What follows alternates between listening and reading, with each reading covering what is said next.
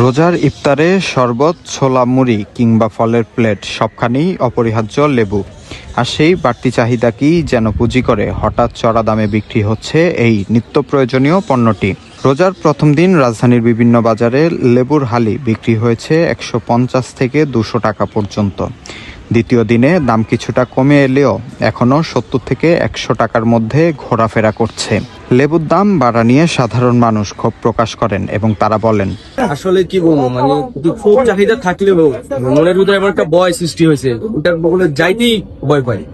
কারণ ওই সামর্থ্যটা আমার নাই। আমি একটা ছোট জব করি, আমার পার ডে মনে করেন হাজিরা করেন 450। আমি যদি আমার পরিবার নিয়ে ইফতার খেতে যাই, আমি 450-এর মধ্যে কভার করতে পারিনি। যেমন কালকে দিনই আমি যে পরিমাণ ইফতার কিনছি, এতে আমার প্রায় 420 টাকা খরচ হচ্ছে আমার পরিবারে। তাহলে আমি আর বাকি বাজারটা কিভাবে করবো? যেখানে এক খালি লেবু কিনতে গেলে 80 টাকা লাগে, 100 টাকা লাগে। আমার তো ওই সামর্থ্যটা আছে। আমি বাজারের আরো যে বাকি যোগানগুলি দেওয়ার কথা, এগুলিকে আমি পারতেছি। রমজান মাসে আসলেই সবজির দাম এত পরিমাণ জিনিস বাইরে যায় তা বলার নেই। কারণ সরকার বারবার মনিটরিং এর কথা বললেও মনিটরিং করে না। নতুন সরকার আসছে, দেখা যাক কি হয়। বাজার মনিটরিং ঠিক মতো না করলে আমরা যারা নিম্নবিত্ত মধ্যবিত্ত আছি, আমাদের রমজানের সাথে সম্পৃক্ত যে জিনিসগুলো যেমন লেবু, শশা, এগুলা কেনা অসাধ্য হয়ে পড়েছে।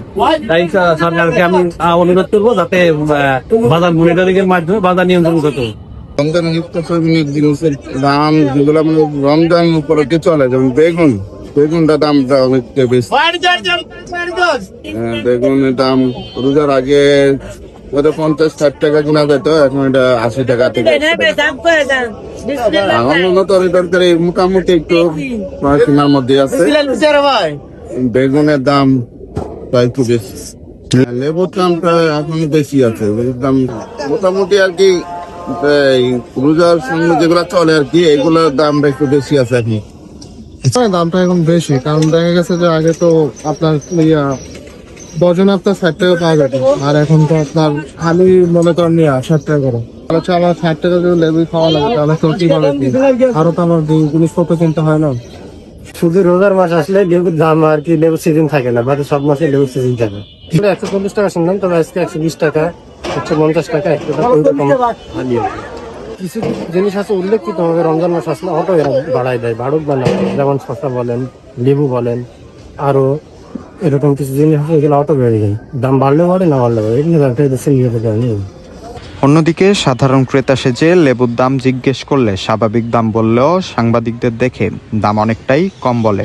লেবু কত কইরা? এটা কত?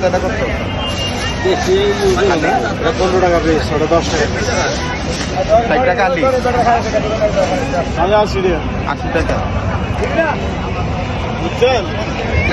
লেবু কত কইরা? লেবু 100 টাকা আলি। লেবু কত কইরা? লেবু 80 টাকা আলি। লেবু হালি কত কইরা? 100 টাকা। আর এটা 70 টাকা আলি। আলি 80 টাকা, 70 টাকা, 60 টাকা আলি। এটা যে ফাল্গুন মাস ফুলের সময়। লেবু কত কইরা? হালি আর এটা রোজা শুরুতেই লেবুর এমন ঊর্ধ্বগতি সাধারণ মানুষের মধ্যে ক্ষোভ তৈরি করেছে। দ্রুত কার্যকর পদক্ষেপ না নিলে পরিস্থিতি আরও অস্থিতিশীল হতে পারে এমন আশঙ্কা সংশ্লিষ্টদের। মামুন হোসাইন, কালবেলা, ঢাকা।